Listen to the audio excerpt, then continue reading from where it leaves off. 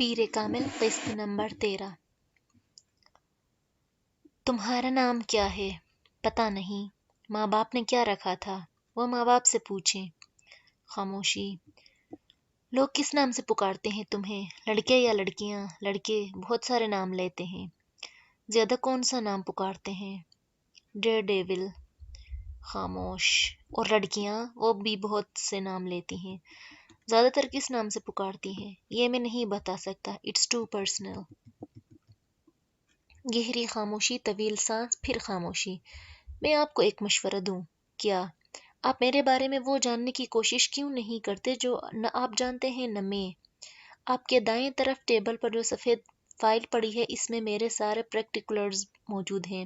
پھر آپ وقت ضائع کیوں کر رہے ہیں؟ سائیکو اینالسٹ نے اپنے پاس موجود ٹیبل لیمپ کی روشنی میں سامنے کاؤچ پر دراز اس نوجوان کو دیکھا جو اپنے پیر مسلسل ہلا رہا تھا۔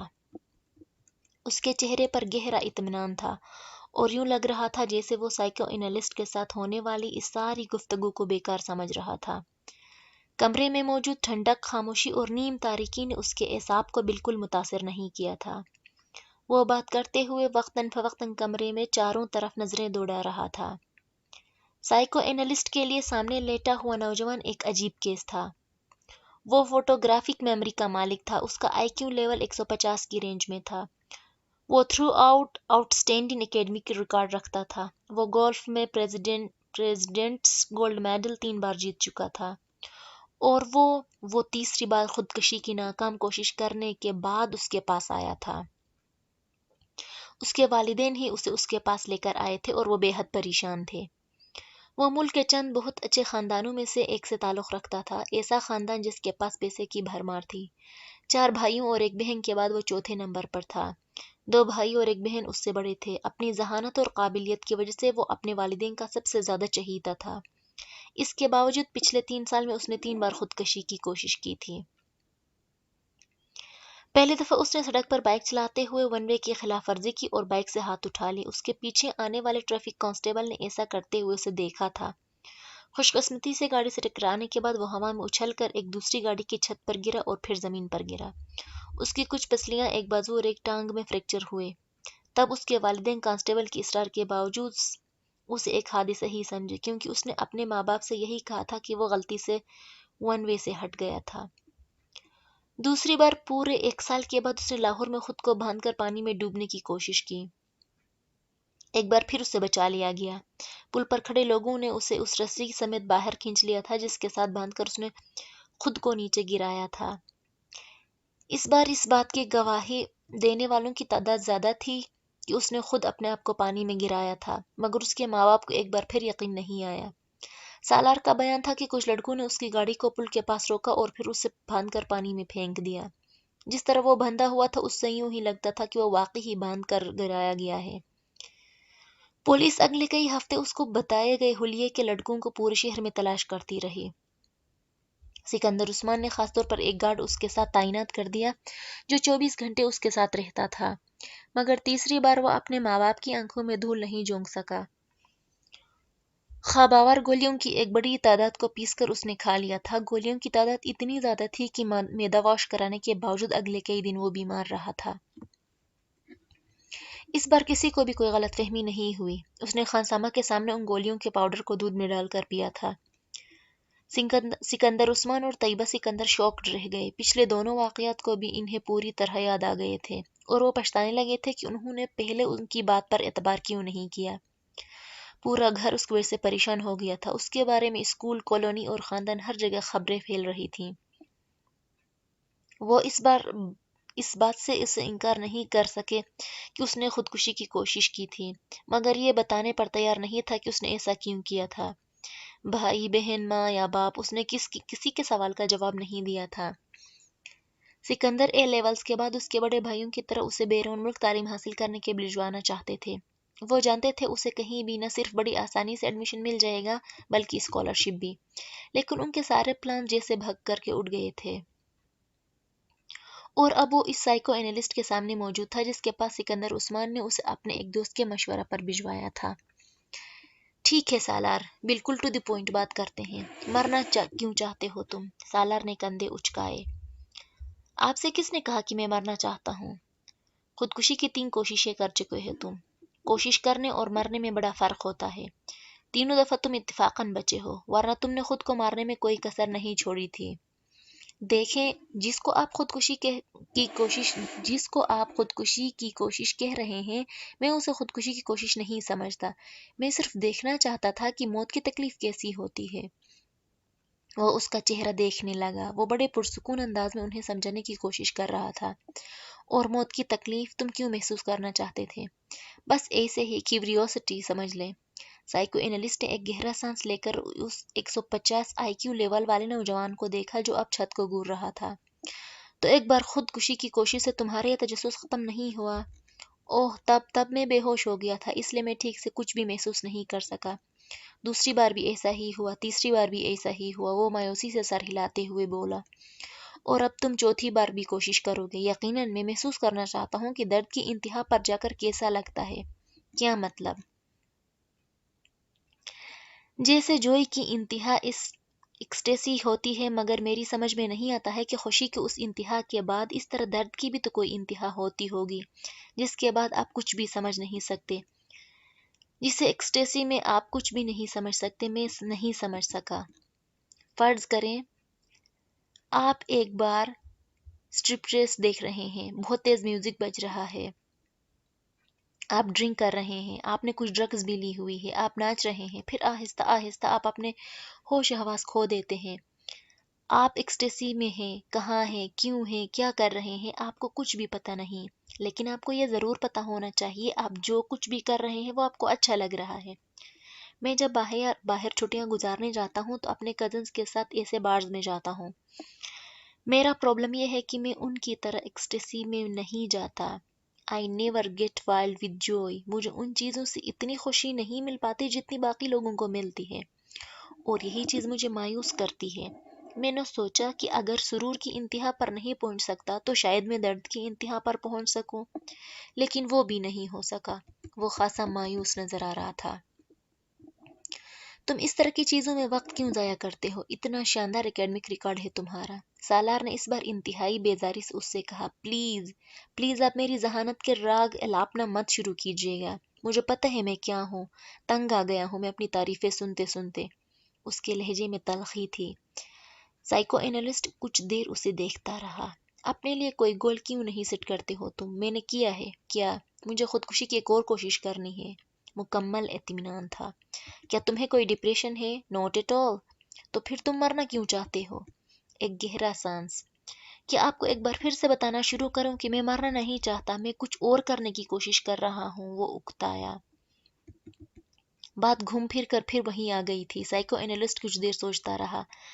کیا تم یہ سب کسی لڑکی کی وجہ سے کر رہے ہو؟ سارا نے گردن موڑ کر حیرانی سے اسے دیکھا۔ لڑکی کی وجہ سے؟ ہاں، کوئی ایسی لڑکی جو تمہیں اچھی لگتی ہو، جس سے تم شادی کرنا چاہتے ہو۔ اس نے بے اختیار قہقہا لگایا اور پھر ہنستا ہی گیا۔ مائی گاڈ، آپ کا مطلب ہے کسی لڑکی کی محبت کی وجہ سے میں خودکشی؟ وہ ایک بار پھر اپنی ادھوری بات چھوڑ کر ہنسنے لگا۔ لڑکی کی محبت اور خودکشی، کیا مذاق ہے! وہ اب اپنی ہنسی پر قابو پانے کی کوشش کر رہا تھا۔ سائیکو اینالسٹ نے اس طرح کے کئی سیٹنگز اس کے ساتھ کیے اور ہر بار نتیجہ ڈھک کے وہی 3 بات رہا۔ آپ اس کو تعلیم کے لیے بیرون ملک بھجوانے کے بجائے یہیں رکھیں اور اس پر بہت زیادہ توجہ دیں۔ ہو سکتا ہے یہ توجہ حاصل کرنے کے لیے سب کچھ کرتا ہو۔ اس نے کئی ماہ کے بعد سالار کے ماں باپ کو مشورہ دیا، جس کا نتیجہ یہ ہوا کہ اسے باہر بھجوانے کے بجائے اسلام آباد کے ادارے میں ایڈمیشن دلوایا گیا۔ سکندر عثمان کو یہ اطمینان تھا کہ وہ اسے اپنے پاس رکھیں گے تو شاید وہ دوبارہ ایسی حرکت نہ کرے۔ سالار نے ان کے اس فیصلے پر کسی رد عمل کا اظہار نہیں کیا، بالکل اسی طرح جس طرح اس نے ان کے فیصلے پر کسی خوشی کا اظہار نہیں کیا تھا۔ اسے بیرون ملک تعلیم کے لیے بھجوایا جائے گا۔ سائیکو اینالسٹ کے ساتھ آخری سیشن کے بعد سکندر عثمان اسے گھر لے آئے اور انہوں نے طیبہ کے ساتھ مل کر اس سے ایک لمبی چوڑی میٹنگ کی۔ وہ دونوں اپنے بیڈ روم میں بٹھا کر اسے ان تمام آسائشوں کے بارے میں بتاتے رہے جو وہ پچھلے کئی سالوں سے فراہم کرتے آ رہے تھے۔ انہوں نے اسے ان توقعات کے بارے میں بھی بتایا جو وہ اس سے رکھتے تھے، اسے ان محبت بھرے جذبات سے بھی آگاہ کیا جو وہ اس کے لیے محسوس کرتے تھے۔ وہ بے تاثر چہرے کے ساتھ چوئنگم چباتا باپ کی بے چینی اور ماں کے آنسو دیکھتا رہا۔ گفتگو کے آخر میں سکندر عثمان نے تقریباً تنگ آ کر اس سے کہا، تمہیں کس چیز کی کمی ہے؟ کیا ہے جو تمہارے پاس نہیں ہے یا جو تمہیں چاہیے؟ مجھے بتاؤ۔ سالار سوچ میں پڑ گیا۔ اسپورٹس کار، اگلے ہی لمحے اس نے کہا۔ ٹھیک ہے، میں تمہیں اسپورٹس کار باہر سے منگوا دیتا ہوں، مگر دوبارہ ایسی کوئی حرکت مت کرنا جو تم نے کی ہے۔ اوکے، سکندر عثمان کو کچھ اطمینان ہوا۔ سالار نے سر ہلا دیا۔ طیبہ نے ٹشو سے اپنے آنسو صاف کرتے ہوئے جیسے سکون کا سانس لیا۔ وہ کمرے سے چلا گیا تو سکندر عثمان نے سگار سلگاتے ہوئے ان سے کہا، طیبہ تمہیں اس پر بہت توجہ دینی پڑے گی۔ اپنی ایکٹیویٹیز کچھ کم کرو اور کوشش کرو کہ اس کے ساتھ روزانہ کچھ وقت گزار سکو۔ طیبہ نے سر ہلا دیا۔ وسیم نے امامہ کو دور سے ہی لان میں بیٹھے دیکھ لیا۔ وہ دونوں کانوں پر ہیڈ فون لگائے واک مین پر کچھ سن رہی تھی۔ وسیم دبے قدموں سے اس کی پشت کی جانب سے اس کے عقب میں گیا اور اس کے پاس جا کر اس نے یکدم امامہ کے کانوں سے ہیڈ فون کے تار کھینچ لیے۔ امامہ نے برق رفتاری سے واک مین کا اسٹاپ کا بٹن دبا دیا تھا۔ کیا سنا جا رہا ہے یہاں اکیلے بیٹھے؟ وسیم نے بلند آواز میں کہتے ہوئے ہیڈ فون کو اپنے کانوں میں ٹھونس لیا، مگر تب تک امامہ کیسٹ بند کر چکی تھی۔ کرسی سے اٹھ کر کھڑے ہو کر اس نے ہیڈ فون کو اپنی طرف کھینچتے ہوئے وسیم سے کہا، بدتمیزی کی بھی کوئی حد ہوتی ہے وسیم، بہیو یور سیلف۔ اس کا چہرہ غصے سے سرخ ہو رہا تھا۔ وسیم نے ہیڈ فون کے سروں کو نہیں چھوڑا۔ امامہ کے غصے کا اس پر کوئی اثر نہیں ہوا تھا۔ میں سننا چاہتا ہوں تم کیا سن رہی تھی؟ اس میں بدتمیزی والی کیا بات ہے؟ کیسٹ کو آن کرو۔ امامہ کو جھنجھلاتے ہوئے ہیڈ فون کو واک مین سے الگ کر دیا۔ میں تمہارے سننے کے لیے واک مین یہاں لے کر نہیں بیٹھی، دفع ہو جاؤ یہ ہیڈ فون لے کر۔ وہ ایک بار پھر اپنی کرسی پر بیٹھ گئی۔ اس نے واک مین کی مضبوطی سے کے ساتھ اپنے ہاتھ میں جکڑا ہوا تھا۔ وسیم کو لگا جیسے وہ کچھ گھبرائی ہوئی ہے، مگر وہ گھبرائے گی کیوں؟ وسیم نے سوچا اور اس خیال کو ذہن سے جھٹکتے ہوئے سامنے والی کرسی پر جا کر بیٹھ گیا۔ ہیڈ فون کو اس نے میز پر رکھ دیا۔ یہ لو، اپنا غصہ ختم کر دو، واپس کر رہا ہوں۔ تم سنو جو بھی سن رہی ہو۔ اس نے بڑے صلح جویانہ انداز میں ہاتھ اٹھاتے ہوئے کہا۔ نہیں، اب مجھے کچھ نہیں سننا۔ تم ہیڈ فون رکھو اپنے پاس۔ امامہ نے ہیڈ فون کی طرف ہاتھ نہیں بڑھایا۔ ویسے تم سن کیا رہی تھی؟ کیا سنا جا سکتا ہے؟ امامہ نے اسی کے انداز میں کہا۔ غزلیں سن رہی ہوگی، وسیم نے خیال ظاہر کیا۔ تمہیں پتہ ہے وسیم، تم میں بہت ساری عادتیں بوڑھی عورتوں والی ہیں۔ مثلاً بال کی کھال اتارنا اور دوسروں کی جاسوسی کرتے پھرنا اور شرمندہ بھی نہ ہونا۔ اور تمہیں پتہ ہے کہ تم آہستہ آہستہ کتنے خود غرض ہوتی جا رہی ہو؟ وسیم نے ترکی بے ترکی جواب دیتے ہوئے کہا۔ امامہ نے اس کی بات پر برا نہیں مانا۔ اچھا، تمہیں پتہ چل گیا کہ میں خود غرض ہوں؟ اس بار اس نے مسکراتے ہوئے کہا۔ حالانکہ تم جتنے بے وقوف ہو، میں یہ سوچ بھی نہیں سکتی کہ یہ نتیجہ اخذ کر لو گے۔ تم اگر مجھے شرمندہ کرنے کی کوشش کر رہی ہو تو مت کرو، میں شرمندہ نہیں ہوں گا، وسیم نے ڈٹائی کا مظاہرہ کرتے ہوئے کہا۔ پھر بھی ایسے کاموں کی کوشش تو ہر ایک پر فرض ہوتی ہے۔ آج تمہاری زبان کچھ زیادہ نہیں چل رہی؟ وسیم نے اسے غور سے دیکھتے ہوئے کہا۔ ہو سکتا ہے نہیں، ایسا ہی ہے، چلو اچھا ہے۔ وہ چپشا کا روزہ جو توڑ دیا ہے تم نے، جو اسلام آباد آنے پر تم رکھ لیتی ہو۔ امامہ نے غور سے وسیم کو دیکھا۔ کون سا چپشا کا روزہ؟ تم جب سے لاہور گئی ہو خاصی بدل گئی ہو۔ مجھ پر اسٹڈیز کا بہت بوجھ ہوتا ہے۔ سب پر ہوتا ہے امامہ، مگر کوئی بھی اسٹڈیز کو اتنا سر پہ سوار نہیں کرتا، وسیم نے اس کی بات کاٹتے ہوئے کہا۔ چھوڑو اس فضول بحث کو، یہ بتاؤ تم آج کل کیا کر رہی ہو؟ ایش، وہ اسی طرح کرسی جھلاتا رہا۔ یہ تو تم پورا سال ہی کرتے ہو، میں آج کل کی خاص مصروفیات کا پوچھ رہی ہوں۔ آج کل تو بس دوستوں کے ساتھ پھر رہا ہوں۔ تمہیں پتہ ہونا چاہیے کہ پیپرز کے بعد میری مصروفیات کیا ہوتی ہیں۔ سب کچھ بھولتی جا رہی ہو تم، وسیم نے افسوس بھری نظروں سے کہا۔ میں نے اس امید میں یہ سوال کیا تھا کہ شاید اس سال تم میں کوئی بہتری آ جائے، مگر نہیں، میں نے بیکار سوال کیا، امامہ نے اس کے تبصرے کے جواب میں کہا۔ تمہیں پتہ ہونا چاہیے کہ میں تم سے 1 سال بڑا ہوں، تم نہیں، اس لیے اب اپنی ملامتی تقریر ختم کر دو، وسیم نے اسے کچھ جتاتے ہوئے کہا۔